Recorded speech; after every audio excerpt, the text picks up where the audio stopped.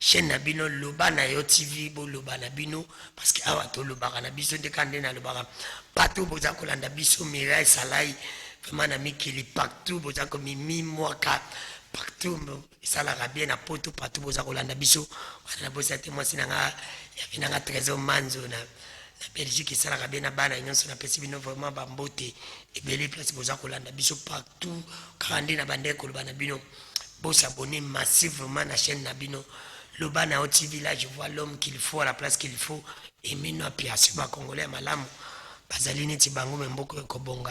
Bande ko bozali belé na mikila poto boza kolanda biso vraiment bo s'abonner massivement émission na bino la chaîne na bino ya sika Loba na yo TV na émission oyo Loba na yo parce que chaîne na biso za na Loba na yo TV et émission na biso yo pezali Loba na yo on a besoin Loba o lobi na yo on a besoin analyser le bino parce que Loba oloba te okokufa na okakalo tika biso toloba parce que toyebi ke tokokufa lelo kandi na loba ke biso tozozo ata ya ko réfléchir tozozo ata ya ko pousser makambo yo bakonzi na biso ya mboka basala ka biso to réfléchir nango parce que soko moni bato bakomozo ata ya ko réfléchir c'est pour dire que ba continue politique c'est pour dire que mboka za ya kobeba Kongo za ya kobeba yango comme ko pousser biso nyonso to réfléchir ngao ya bino ndeko danu kifula nazali lelo naza ko réfléchir nini epoussé nga na réfléchir lelo naza ko réfléchir na kokanga ya ndeko Kamere pourquoi bakangaki ndeko Kamere pourquoi ndeko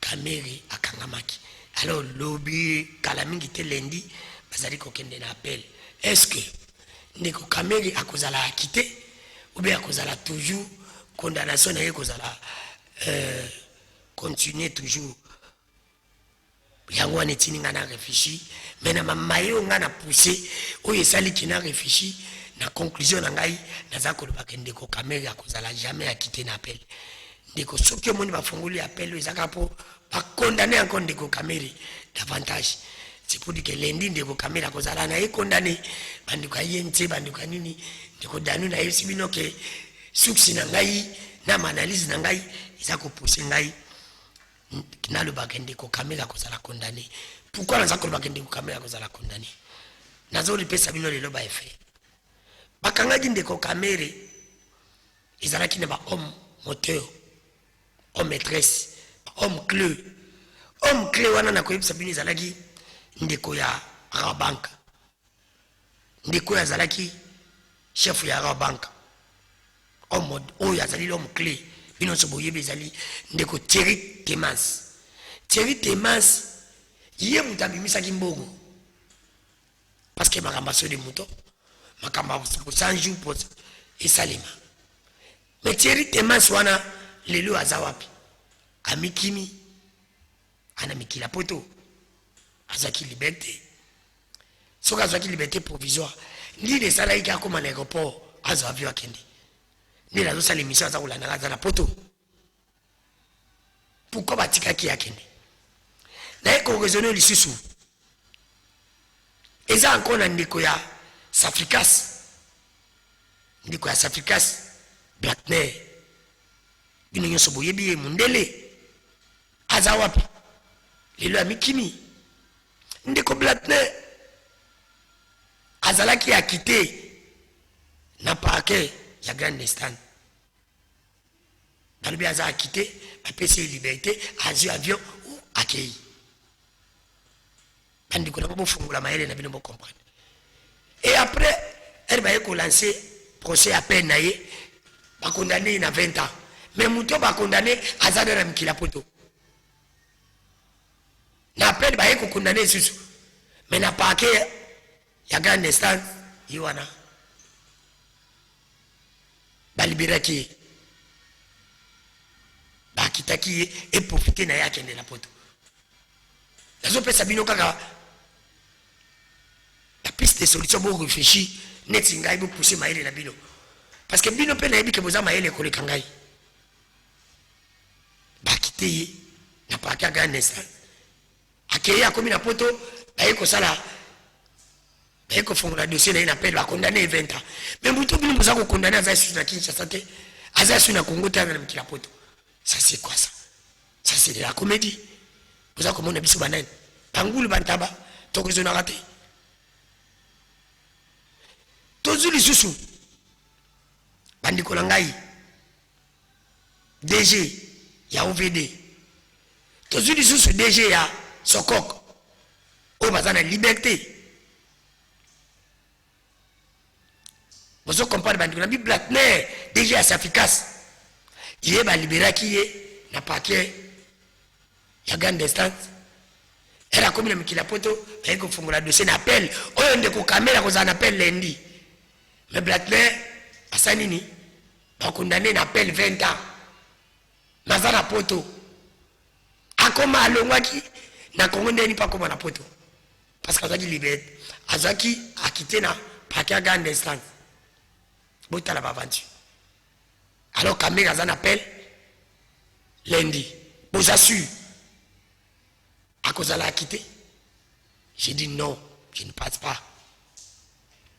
Na ici subino, ndeko Benjamin Yenga, boyebi.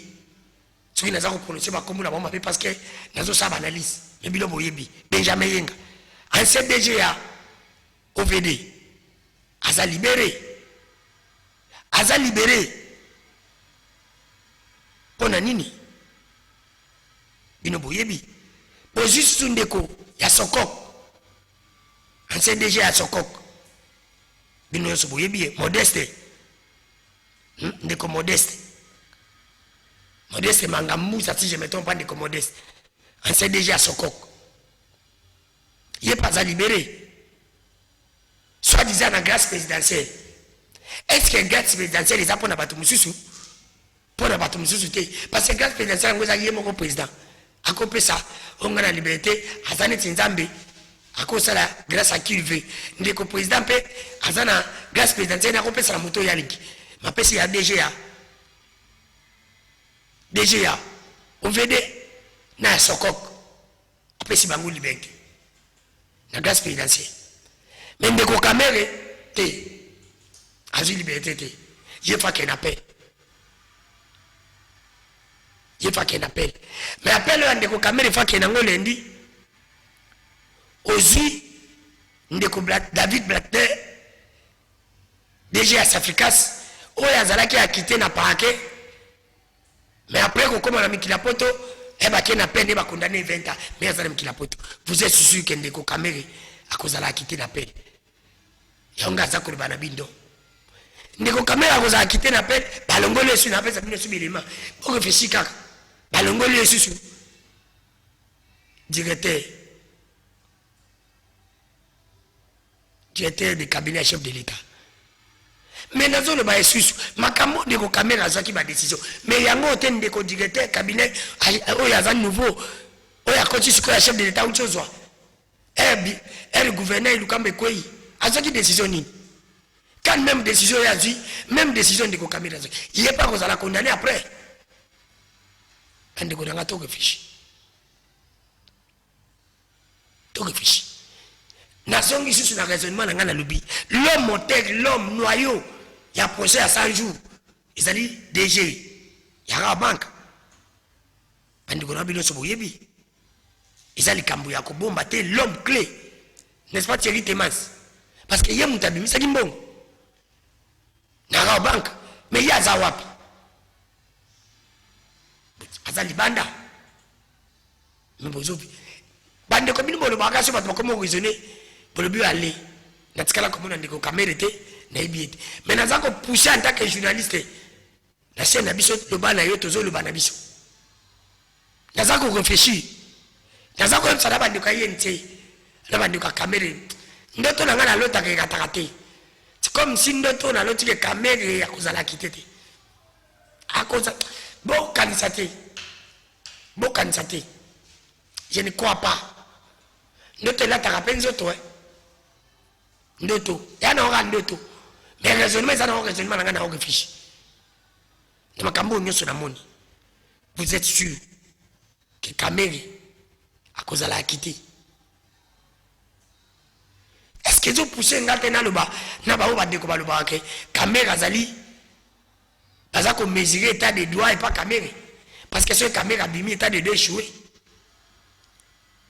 Est-ce que pour état des heures, il faut caméra dans la prison? Je ne sais pas.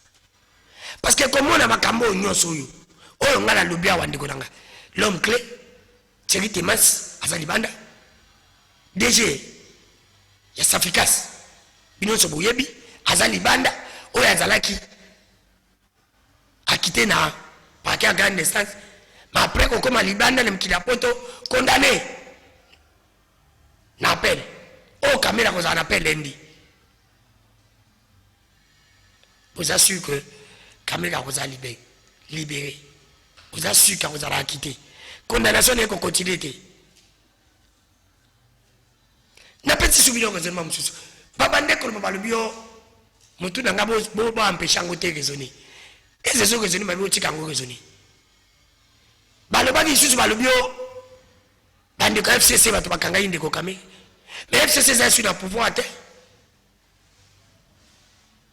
pouvoir comme bande ko Félix ndeko Félix il a président ndeko Félix il a manœuvre nyonso mais caméra za camarade note caméra za ki partenaire na yo pouvoir oyo ya yo za yo za isa yo na ye obunda ki binomi balé to pas solo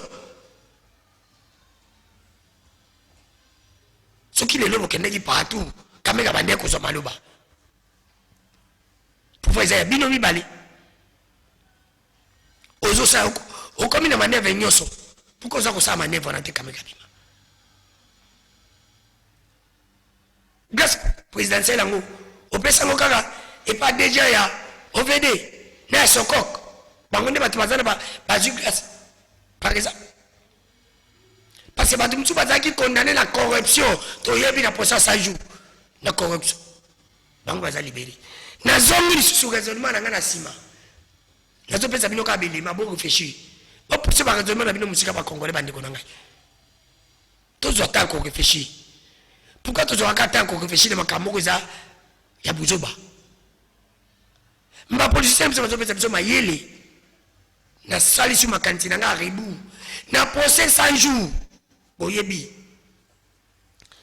ndeko kamera za ki apelé na matete mutoyo akondana ki ndeko kamera oyo atinda ki anti guillemets na makala azawa pilelo ba promouvoir yete n'Espagne mtakomi na gomba wa mati amati ndele nini kokanga kameko matisa ye nazo loba kaka ngala zana nga ko loba boyebi ndeko nga mata